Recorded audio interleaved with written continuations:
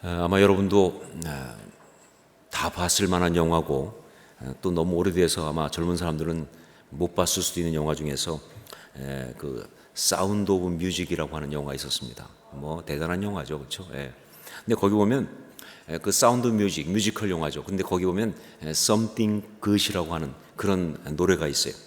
아주 아름다운 노래입니다. 특히 이 노래 후렴 부분, 뒷부분에 가면 이 주인공인 그 마리아라고 하는 그 마리아하고 그 다음에 그 폰트라 대령이 함께 부르는 사랑의 이중창이 나오는 그런 노래입니다. 그러니까 사실 이 노래는 그 마리아가 혼자 처음에 부르거든요. 자기가 이 정말 이 수녀원에서 적응 못하고 왔는데 여기서 이렇게 폰트랍 대령 같은 그런 분을 만나서 사랑을 하게 되니까 너무 행복하고 감사해서 그래서 혼자서 막 부르는 노래가 바로 이 노래입니다. 그런데 그 노래를 또 몰래, 항상 영화는 그렇잖아요. 또 듣고 있잖아요, 그렇죠? 이 폰트랍이 듣고 있다가 그러다가 후렴 부분에서는 함께 같이 부르면서 이중창이 되는 그런 노래죠. 정말 아름다운 노래입니다. 멜로디도 그렇지만 가사가 정말 서정적인 그런 사랑의 노래라고 할 수가 있어요. 그런데 뭐 이 노래 가지고 그렇게 시비를 걸긴 그렇지만 이 노래를 가만히 보면 여기에는 굉장히 중요한 영적 진리가 하나 나오고 그러면 동시에 아주 치명적인 어떤 잘못된 영적인 생각이 함께 나오고 있어요. 자, 그 중에서 아주 중요한 영적인 진리가 뭐냐고 하면 그것이 바로 Nothing comes from nothing이라고 하는 가사입니다. Nothing comes from nothing. 그러니까 뭐냐면 아무것도 하지 않으면 아무것도 얻지 못하죠. 이렇게 번역되는 거예요. 그러니까 아무것도 안 했는데 뭐가 나올 수는 없다는 거예요. 그러니까 아무것도 안 했다면 아무것도 얻지 못한다라고 하는 부분이에요. 이게 굉장히 중요한 영적 진리예요. 그렇습니다. 세상에 있는 일 가운데 우연히 어쩌다가 재수가 좋아서 그래서 어쩌다가 되는 일은 없다는 것입니다. 우리가 이해가 되지 않더라도 분명히 그럴 만한 이유가 있기 때문에 그런 일이 있다는 거예요. 그러니까 이것은 단지 물리적인 것만이 아니라 정신적인 것도 마찬가지고 정서적인 것도 마찬가지고 영적인 세계도 마찬가지입니다. 그야말로 인과율이라고 말하는 바로 그런, 그러니까 무엇인가 원인이 있기 때문에 그런 결론이 나온다는 거예요. 절대로 nothing comes from nothing. 그러니까 아무것도 없는 데서는 아무것도 나오지 않는다. 그게 절대적인 어떤 그런 진리라고 할 수 있어요. 자, 그런데 이 노래에 나오는 그럼 심각한 영적인 잘못은 어떤 것이냐라고 하면 그 다음번 가사입니다. 그 다음 가사가 뭐냐면 I must have done something good 이라고 하는 표현이 나와요. 뭐냐면 전 분명 무엇인가 좋은 일을 했을 것이다 라는 얘기예요. 번역하면 무슨 얘기냐, 이렇게 내가 정말 폰트랍 대령을 만나서 사랑을 하면서 행복해지는 거 보니까 nothing comes from nothing, 아무것도 안 했다면 아무것도 안 나오니까 이렇게 좋은 일이 있는 걸 보니까 내가 분명히 어릴 때 언젠가 좋은 일을 했기 때문에 그런 거 아니겠느냐라고 하는 그런 것. 근데 왜 문제가 되느냐? 이 생각이 문제예요. 그러니까 좋은 일을 했기 때문에 좋은 결론이 온다고 하는 이 생각, 이것은요 사실은 인간 속에 아주 깊이 박혀 있는 뿌리 깊은 착각이고 거짓 진리입니다. 착한 일을 하면 그러면 좋은 결론이 온다. 굉장히 소중한 마음처럼 보이죠. 정말 그 귀한 마음이죠. 하지만 절대 정답은 아니라는 거예요. 마음을 선하게 먹고 잘 착하게 살아갈 수 있도록 도와주는 건 맞지만 영적인 사실을 볼 때는 그건 빗나간, 그건 절대 정답이 아닌 그런 것이 바로 이러한 이야기입니다. 착하게 살아야죠. 하지만 우리가 착하게 산다는 것이 하나님 앞에서 하나님을 기쁘시게 하고 하나님이 원하시니까 그렇게 착하게 사는 것이지 결론을 좋게 하려고 하는 건 아니라는 거예요. 그렇다면 잘못됐다는 겁니다. 뭔가 좋은 일을 가져오기 위해서 뭔가 정말 좋은 일이 많이 생겨야 하니까 그러니까 착하게 살자. 그래서 제가 잘못됐다는 거예요. 이건 그야말로 미망이에요. 이건 잘못된 어떤 그런 그 망상 같은 그런 것입니다. 자, 그런데 이게 생각보다 뿌리가 깊어요. 지금까지도 시대, 문화, 인종을 망라하고 모든 사람들이 다 이 비슷한 미망에 속아서 그래서 삶을 허비하고 패배감 속에 살아가는 거예요. 내가 착하게 살지 못해서 지은 죄가 많아서 이렇게 나온다는 것이 좋죠. 이게 특히 우리나라는 좀 더 심합니다. 그래가지고 말이죠. 뭐 계속 그런 어떤 생각들이 있을 뿐만 아니라 최근에는 그 뭐 이게 좀 유머이긴 하지만 농담이긴 하지만 이런 말도 나와요. 뭐 누가 좀 굉장히 뭐 훌륭한 부인을 얻었다든가 훌륭한 남편을 얻었다 그러면 전생에 나라를 구했다 이런 말을 한다고요. 이게 심지어 그리스도인들도 쓰더라고요. 여러분 이건 정말 잘못된 진리고요. 그러면서 여기다가 윤회설까지 들어가 있는 아주 틀린 이야기입니다. 이건 농담으로 하는 건데요 라고 할지 모르겠지만 아니요, 사실은 농담처럼 하지만 그 속에 자기도 모르게 믿고 있는 진실이 담겨 있는 것이다. 그렇기 때문에 그리스도인들은요, 그게 농담이라 할지라도 이건 잘못되었다는 것을 분명히 알 수 있어야 하고, 그리고 그런 일이 필요하다면 지적할 때는 지적을 해야 한다는 것이죠. 착한 일에서 좋은 일이 오는 것이 아닙니다. 착한 일을 했기 때문에 내가 지금 복 받는 거 아니에요. 그러면 성경적인 것은 무엇이냐? 참된 영적인 진리는 무엇인가? 오늘 말씀을 통해서 성경이 아주 단호하고 분명하게 말해주고 있는 것이 있습니다. 그것은 아름다운 일, 좋은 일이 일어나기 위해서는요, 무엇인가 원인이 있어야 하는데, 바로 그 아름다운 일, 좋은 일을 일으키는 그 일은요, 착한 일을 한 것이 아니라 바로 믿음이라고, 하나님을 향한 믿음이라고. 이게 바로 신앙입니다. 이것이 바로 영적 진리예요. 믿음이 있어야만이, 하나님 향한 믿음이 있어야만이, 그래야 좋은 일이 있는 거예요. 믿음이 아름다운 일을 만드는 거예요. 자, 오늘 말씀 보세요. 오늘 말씀에 보면 정말 아름다운 일이 일어났습니다. 중풍병으로 누워있던 사람이 고침을 받고 일어난 거예요. 그 고통스럽고 힘들었던 것이 떠나가면서 정말 회복되는 진짜 아름다운 일이 일어났어요. 그런데 그 일이 어떻게 일어났느냐 하는 것이죠. 그 일이 어떻게 일어났느냐? 하나님이 하셨죠. 그렇죠? 하지만 어떻게 그 일이 가능했느냐? 그 일의 원인이 되는 것이 무엇인가? 성경은요, 예수님의 직접적 말씀으로 그 원인이 무엇인지를 정확히 말해주고 있습니다. 우리 5절 말씀을 함께 읽겠습니다. 5절 같이 읽습니다. 예수께서 그들의 믿음을 보시고 중풍병자에게 이르시되 작은 자야 내 죄사함을 받았느니라 하시니. 예수께서 뭐예요? 그들의 무엇을 보시고? 믿음을 보시고. 이것이 바로 중풍병자로 누워있어 고통스러운 삶을 살고 있는 이스라엘 삶 가운데 이렇게 아름다운 일이 일어날 수 있었던 이유라는 것이죠. 믿음이에요. 그 믿음을 보시고 주님이 이 일을 행하신 거예요. 믿음이 이 일을 일으켰다라고 해도 과언이 아니다 하는 것이죠. 자, 그런데 바로 이 비밀을 우리가 좀 자세히 알기 위해서 먼저 봐야 될 것이 있습니다. 오늘 말씀 보면요, 예수님께서 저희의 믿음을 보시고 그 중풍병자의 병을 낫게 하시는 그런 역사를 일으키셨는데, 그런데 말씀 보면 주님께서 그냥 병부터 고치신 것이 아니라 뭐부터 하셨느냐? 죄 사함을 먼저 선포했다는 사실이 굉장히 중요합니다. 굉장히 논란이 있을 수 있는 거예요. 주님이 알고 계셨어요. 이거 얘기했다가는 시끄럽겠다, 알고 있었습니다. 하지만 너무나 중요한 메시지이기 때문에 주님은 피해가지 않고 선포하셨어요. 죄사함을 먼저 선포하셨다. 그래요, 우리 삶 가운데 진정으로 아름답고 좋은 일이 일어나는 것은 다른 것이 아닙니다. 물론 뭐 여러 가지 있을 수 있겠지만 특별히 회복과 치유와 어떤 그런 구원의 역사가 일어나기 위해서는요, 반드시 어떤 그런 아름다운 일을 위해서 일어나는 건 바로 뭐냐? 그건 죄로부터의 해방이에요. 죄로부터 해방, 죄의 영향력에서 벗어나는 거예요.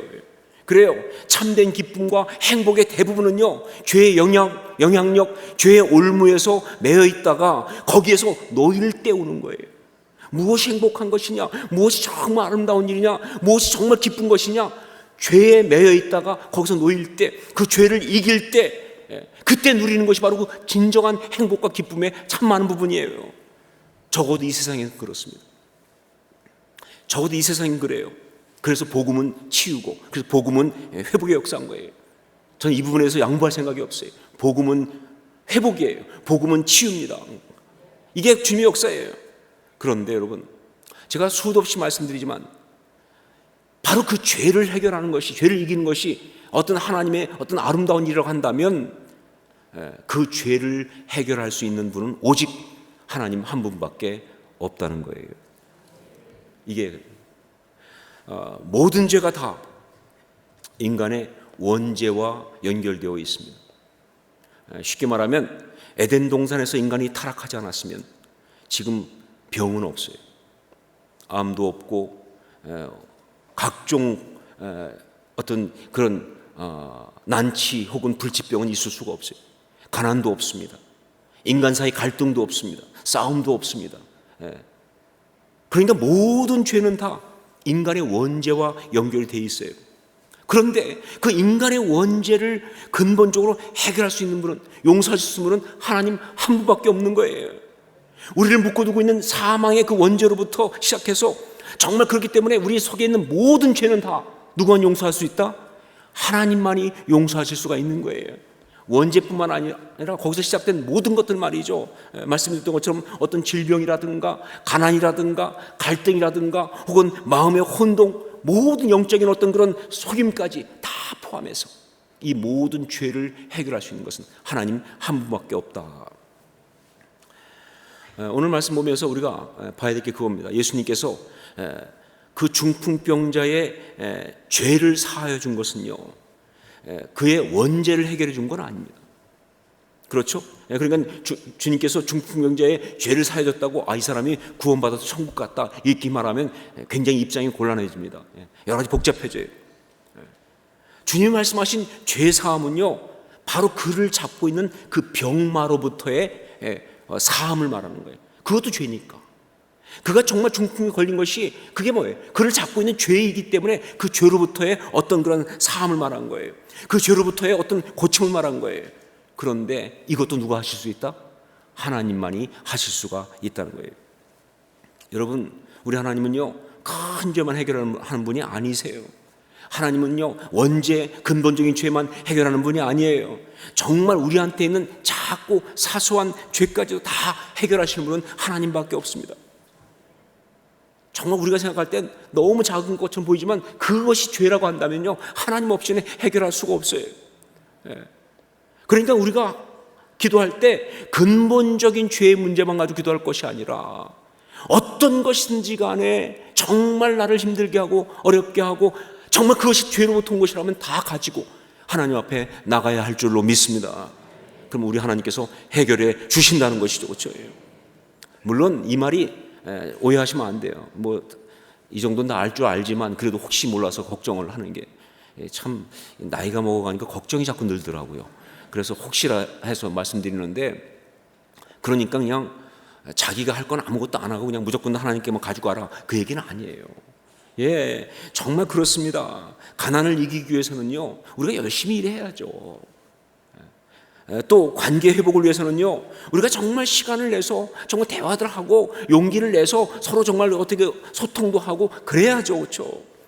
건강을 회복하기 위해서는요, 정말 몸을 잘 관리해야 합니다. 운동도 해야 되고 정말 우리가 할 것은 해야죠. 그렇죠? 하지만 그것이 죄로부터 회복되는 어떤 그런 것이라고 한다면 그것만으로 되는 것은 아니다. 신앙인은 관점을 달아야 돼요.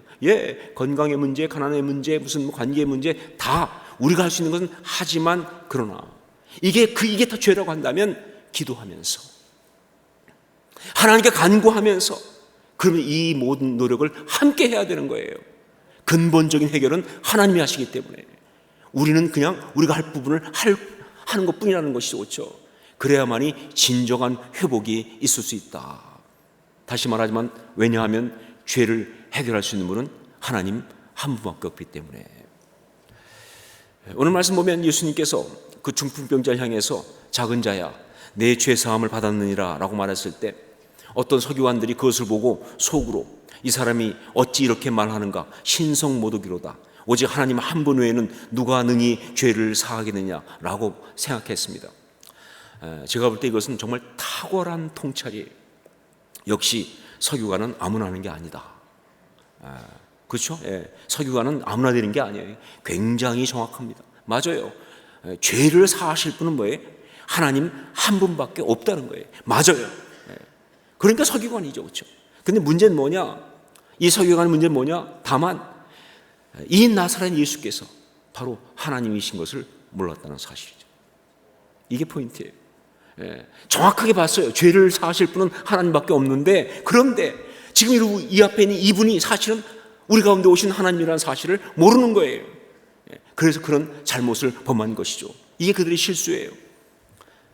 이런 그들의 마음을 아시고 우리 주님께서 중풍병자에게 내 죄의 사함을 받았느니라 하는 말과 일어나 내 상을 가지고 걸어가라 하는 말 중에서 어떤 것이 쉽겠느냐라고 질문을 던집니다. 우리 주님은 대적자들, 그 서기관들 보면 항상 질문으로 이 길을 죽이시잖아요, 그렇죠? 그래서 중풍병자에게 내 죄 사함을 받았느니라 하는 말과 일어나 내 상을 가지고 걸어가라 하는 말 중에서 어느 것이 더 쉽겠느냐? 어느 것이 더 쉽겠습니까? 여러분, 절대 여기서 어느 것이라고 말하시면 안 됩니다. 그러면 덩다리가 되는 거예요. 이런 질문은요, 대답을 듣겠다고 하는 질문이 아니에요. 이런 걸 보고 수사적 질문 이렇게 말합니다. 이건 절대 대답을 얻겠다고 하는 거 아니에요. 어떤 것이 더 쉽겠느냐? 죄 사함을 하는 게 더 쉽겠느냐? 아니면 상을 들고 걸어가라는 게 쉽겠느냐? 사실은 이거는 뭐예요? 대답을 듣겠다는 질문이 아니에요. 주님은요, 다만 이렇게 말하려고 물으신 것입니다. 둘 다 사람으로는 불가능한 것이다. 하나님만이 가능한 것이다. 그러면 주님께서 말이죠, 결국은 이 질문을 던지면서 하신 말씀이 뭐냐? 자, 죄를 사하시는 분, 바로 그 하나님만이 죄를 사하실 수 있는데 내가 지금 그 역사를 행하고 있다, 그 얘기입니다. 하나님의 역사를 행하는 것이다, 하나님으로서. 그 얘기를 하고 계시는 거예요. 그걸 강조하기 위해서 질문을 던지신 거예요. 여러분, 우리 삶의 가운데서 있는 정말 아름답고 행복하고 기쁘고 즐거운 일이라는 것은요, 기본적으로 다 죄를 해결받고 죄에서 벗어날 때, 그때 가능한 것인데, 그 죄를 해결하고 정말 죄를 이길 수 있는 분은 우리 하나님 한 분밖에 없기 때문에 그 모든 것을 하나님께 가지고 나가야 한다는 게 첫 번째 우리가 봐야 될 진리예요. 자, 그런데 그렇게 할 때 하나님은 어떻게 우리의 죄를 해결하시는가? 여러분, 분명히 말씀드리지만 하나님은요, 우리 죄를 해결해 주기를 너무나 원하세요. 믿으세요, 여러분? 절대 하나님은요, 우리 죄를 갖다가 해결 안 하는 분이 아니에요. 우리는 어떻게든 우리 죄를 해결해 주기 원하시는 분이에요. 정말 근데 많은 사람들은 이제 그 인간적으로 어떤 그런 권위의 존재로부터 계속 거절당하다 보니까 하나님도 자꾸 거절할 것 같은 생각을 한다고요. 그래서 하나님께 간괴도 안 된다, 안 해준다, 할 수만 있으면 안 해주려고 하시는, 트집 잡으시고 건수 잡고 말이죠. 너 수요 예배 안 나왔잖아, 이렇게 나오시고 말이죠. 이렇게 나올 거라 같은, 너 기도 제대로 안 했잖아, 너 신앙생활 제대로 안 했잖아, 누구 미워했잖아, 이렇게 나올 것 같은 어떤 그런 그 생각을 갖고 있는데 절대 아닙니다. 하나님은요, 우리의 모든 죄를 해결해 주시기를 원하신 분이에요. 우리 하나님은요, 자녀가 고통하는 것 절대 원하지 않으신 분이에요. 그리고 어떤 종류의 죄라도 다 해결해 주시기를 원하는 하나님이신 줄로 믿습니다. 이건 분명한 거예요. 그런데 무조건은 안 된다는 거예요. 무조건 안 돼요. 덮어놓고 안 됩니다. 하나님은 공의의 하나님이시니까. 하나님이 공의의 하나님이시기 때문에 그냥 무조건 다 해결해 주시는 거 아니에요. 하나님이 그 죄를 해결하실 수 있는 근거가 있어야 돼요. 그런데 그 근거가 바로 뭐냐? 믿음이라는 거예요. 하나님을 향한 우리의 믿음, 이게 바로 근거가 되는 것입니다. 그래요. 믿음은요, 하나님께서 역사하게 하시는 근거가 됩니다. 하나님께서 우리에게 주시는 것이 뭐냐? 은혜입니다. 은혜인데, 그런데 정말 그래요. 전적인 은혜예요. 여기 중에 우리 어떤 사람도 하나님의 그 행하시는 것 갖다가 자기의 능력으로 어떻게 얻을 수 있는 사람은 아무도 없어요. 그냥 하나님이 그냥 은혜로 주시는 거예요. 하나님이 우리한테 선물로 다 주시는 거예요. 그런데 하나님의 어떤 그런 일방적인 사랑이시고 은혜지만, 그 하나님의 은혜의 역사가 있기 위해서 하나님 우리한테 반드시 믿음을 요구하신다고요. 믿음을 요구하지 않고 그냥 은혜를 주시지 않아요. 이것이 바로 하나님의 공의예요. 제가 한번 큐티를 하다가 아주 굉장한 나름대로 깨달음을 얻고 아주 감격했던 적이 있었습니다. 그날 그 큐티 말씀은 시편 91편 말씀이었는데 그 말씀 가운데 특별히 그 14절로 16절, 시편 91편 14절부터 16절까지 말씀 보니까 하나님이 이르시되 그가 나를 사랑한즉 내가 그를 건지리라. 그가 내 이름을 안즉 내가 그를 높이리라. 그가 내게 간구하리니 내가 그에게 응답하리라. 그들이 환난 당할 때에 내가 그와 함께하여 그를 건지고 영화롭게 하리라. 내가 그를 장수하게 함으로 그를 만족하게 하며 나의 구원을 그에게 보이리라 하시도다. 이 말씀을 보면서 처음에 제가 굉장히 의아했던 게 바로 뭐냐면 그가 나를 사랑한즉 내가 그를 건지리라 하는 파트예요. 제가 알고 있는 하나님, 은혜의 하나님, 정말 그냥 진짜 값없이 사랑을 주시는 하나님이라고 한다면 그럼 이 표현이 내가 알고 있는 그가 나를 사랑하지 않아도 내가 그를 건지리라 이렇게 나가야 되는 거 아닌가? 우리는 그렇게 생각하잖아요. 그렇죠? 그가 나를 사랑하지 않아도 나는 그를 건지리라. 이게 하나 은혜 아닌가? 그런데 성경 그렇게 나와 있지 않아요. 그가 나를 사랑한즉 내가 그를 높이라. 그가 내 이름을 안즉 내가 그를 높이리라. 건지리라. 이렇게 나온다는 것이죠. 근데 생각해 보니까 이게 정답이에요. 그래요. 하나님은요, 하나님의 참된 은혜의 역사는요, 이렇게 돼야 되는 거예요. 난 아무것도 안 하고 있는데 하나님이 일방적으로 무조건 퍼부으신다면 그건 은혜가 아니라는 거예요. 여러분, 진짜 은혜는요, 그게 축복이 돼야 됩니다. 그래 진짜 은혜예요. 그런데 내가 아무것도 하지 않고 소위 말하면 은혜를 받을 만한 믿음이 없는데 하나님이 그냥 주시면요, 그건 축복 안 됩니다. 그건 축복될 수 없어요. 그래서 문제가 되는 거예요. 그래서 하나님은요, 정말 우리한테 정말 은혜를 베푸시고 그게 축복되게 하기 위해서 그 은혜를 받을 수 있는 믿음을 요구하시는 거예요. 그 믿음을 요구하시는 이야기가 정확히 나와 있어요. 오늘 말씀에도 이 도식이 정확하게 적용됐습니다. 하나님 주님은요, 그 믿음을 보시고 그 죄를 용서하신 거예요. 믿음이 있었기 때문에 그래서 죄가 용서가 되고 그러면서 뭐예요? 병이 고침받은 완전한 치유가 일어났다는 것이죠. 자, 여기까지는 우리가 다 본 바인데 여기서 또 오늘 말씀 보면 좀 특이한 것이 하나 또 나옵니다. 아마 여러분 가운데 처음부터 이 말씀을 읽을 때 이게 좀 이상하다라고 생각하는 사람이 있을 수 있었을 거예요. 뭐냐면요, 분명한 건 뭐냐? 믿음은 친구들의 믿음인데 고침은 그 사람이 받았잖아요. 이게 좀 의아할 수 있어요. 아니, 믿음은 친구들의 믿음, 저들의 믿음을 보시고, 그렇죠? 믿음은 그를 메고 온 네 사람, 친구들의 믿음인데, 그런데 고침은 그 병자가 받은 것. 이게 가능할까? 다른 사람의 믿음으로 또 다른 사람이 혜택을 받을 수 있을까? 어떻게 보세요? 어떻게 보세요, 여러분? 이건 대답해도 괜찮습니다. 예, 가능하죠. 가능한 정도가 아니라 중요하죠. 물론 거듭나는 것, 즉 원죄 용서, 그거는요 절대 다른 사람의 믿음으로 받을 수 없습니다. 뭐 심지어 부모 자식 간이라 할지라도요 자기의 고백으로만, 자기의 믿음으로만 구원을 받는 거예요. 대신 할 수가 없어요. 우리 집이 다 믿는 집안이니까 그냥 태어나면 무조건, 아니요, 천만의 말씀 아니에요. 다 자기 입으로 자기가 분명히 뭐예요? 예수 그리스도를 자신의 구주로 믿고 영접해야만이, 그래야만이 구원받습니다. 이 원죄 해결, 즉 거듭남 이야기는 다 자기의 믿음으로 하는 것이고 다른 사람의 것으로 할 수 없지만, 그러나 그런 죄가 아닌 다른 모든 죄들은요, 그 죄의 어떤 거기서 파생된 죄들의 해방은요 다른 사람의 믿음으로 얼마든지 그 사람이 혜택을 볼 수가 있다는 거예요. 이게 성경의 이야기입니다. 그래서 중보기도가 가능한 것이다 하는 것이죠. 그래서 자녀를 위한 부모의 끊어지지 않는 기도가 그렇게 중요한 것이다 하는 것이죠. 그래서 정말 공동체 안에서 믿음의 어떤 그런 품앗이가 가능하다 그 말입니다. 정말 기도의 품앗이가 가능한 거예요. 그렇죠? 그래서 공동체가 정말 중요한 거예요. 여러분 얼마나 귀한지 모르겠어요.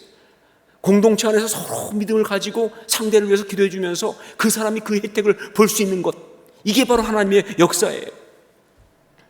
그러므로 오늘 이 말씀에 나온 이 사람들은 정말 아름다운 중보자들이다라고 말할 수가 있습니다. 아름다운 중보자들. 이름이 누군지 몰라요. 어디 사는지 어떤 사람인지 전혀 나오지 않습니다. 그냥 오직 성경은 그냥 이 병자를 메고 온, 그래서 지붕까지 뚫고 내렸던 그런 사람으로 나오는데, 성경이 이 이름 없는 사람들 이야기를 이렇게 아름답게 감동적으로 그리고 있는 까닭이 있어요. 바로 뭐냐면 너희가 이렇게 해야 한다는 뜻이죠. 이건 바로 신앙인들이 살아가는 모습이라고. 이것이 바로 우리 주님께서 원하시는 믿음의 사람들의 모습이다.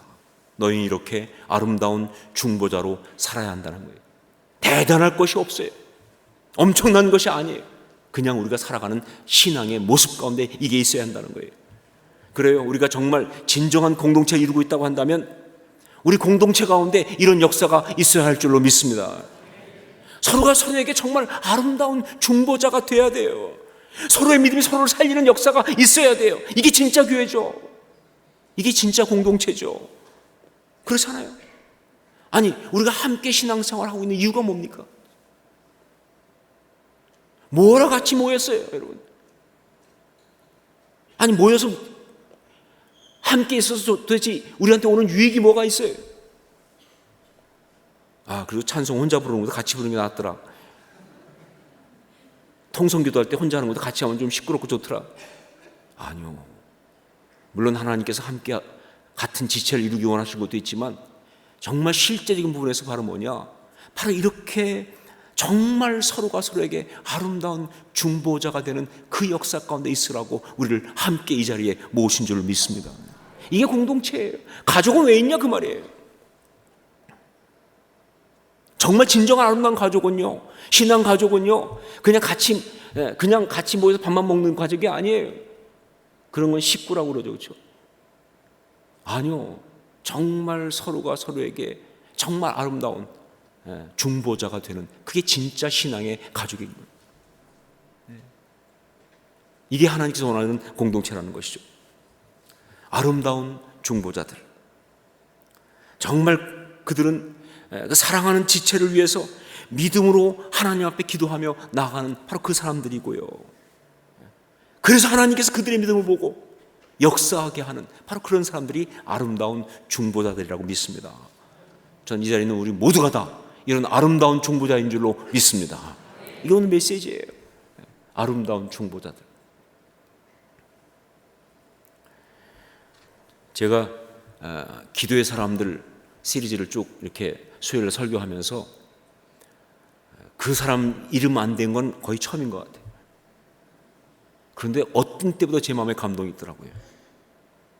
유명한 사람이 아니니까, 우리 같은 사람이니까, 우리여야 하니까 말이죠. 아름다운 중보자들이에요.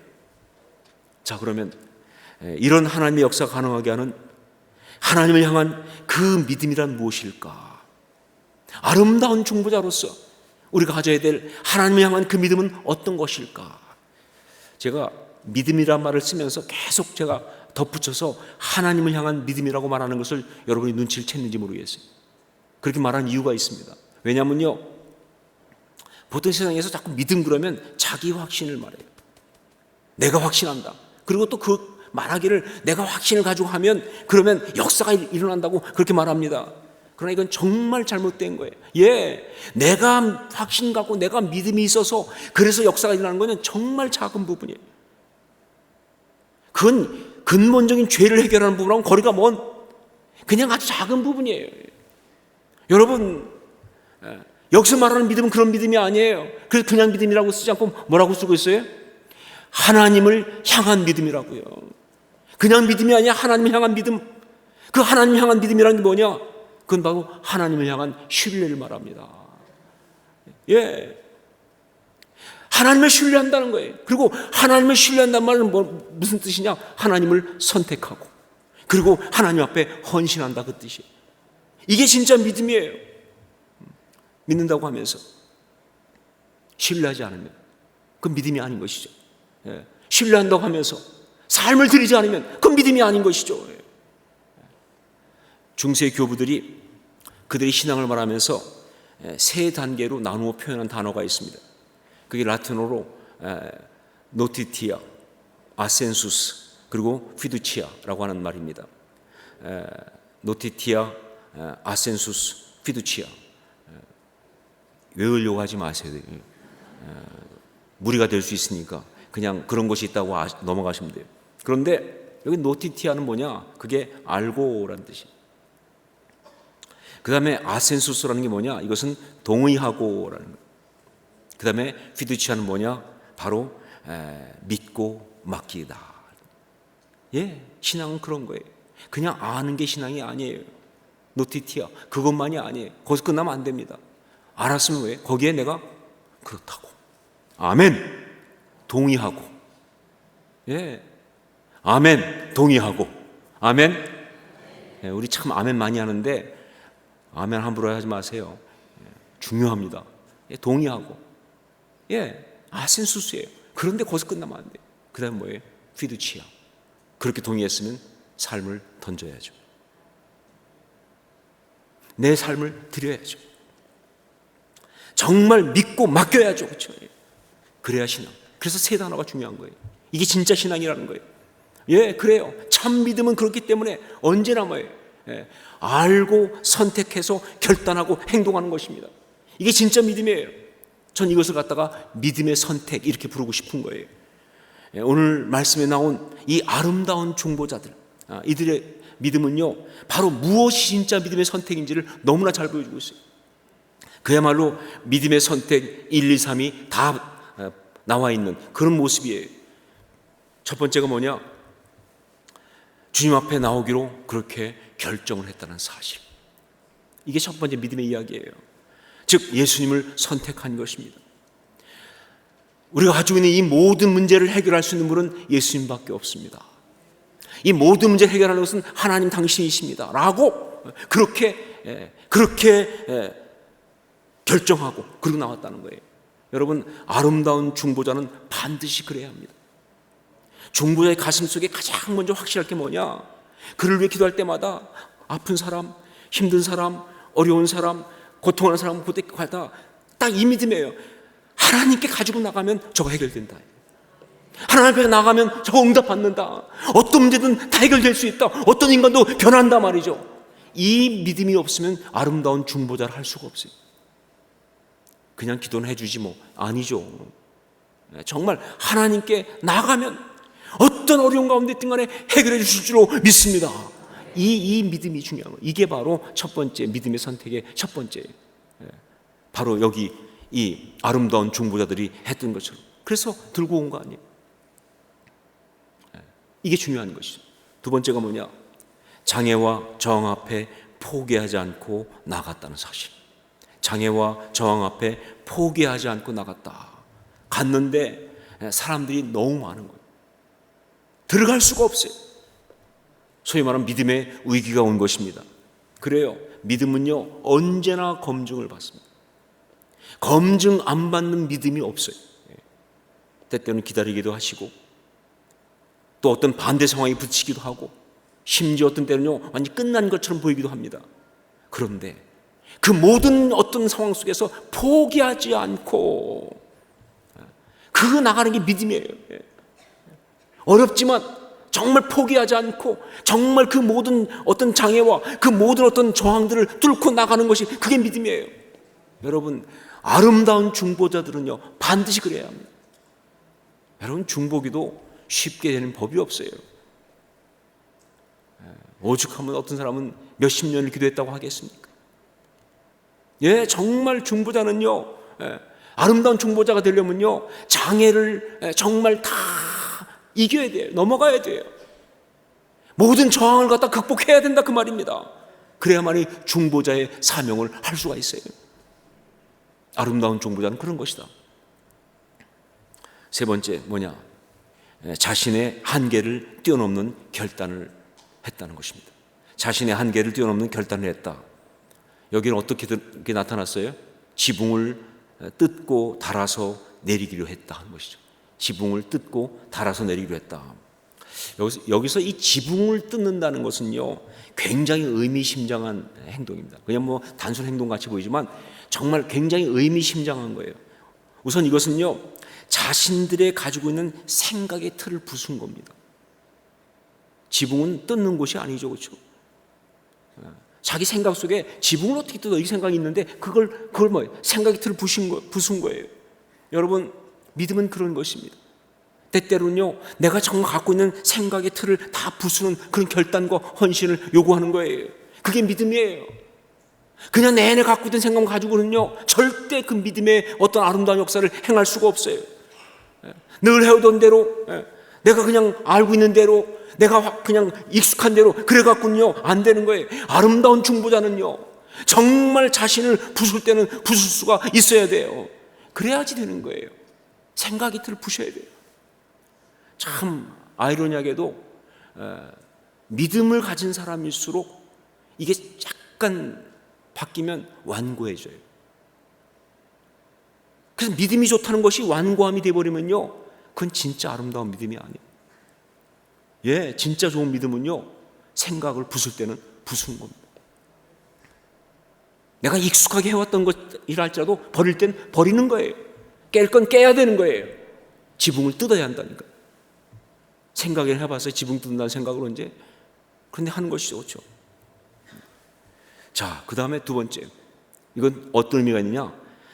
자기의 계산과 타당성을 뛰어넘는 전적인 헌신을 말하는 거예요. 야, 지붕 부수면 손해가 얼만데, 딱 순간 생각이 안 나겠어, 그렇죠? 저거 부쉈다가 집주인한테 혼나면 어떡하지? 사람들이 비난을 받을 때 어떻게 하면 좋을까? 그 모든 것을 감수하는 헌신이 필요하다는 것이죠. 믿음은 때때로 이런 결단을 요구합니다. 아름다운 중보자는 바로 뭐냐? 이런 무모한 헌신을 할 수가 있어야 돼요.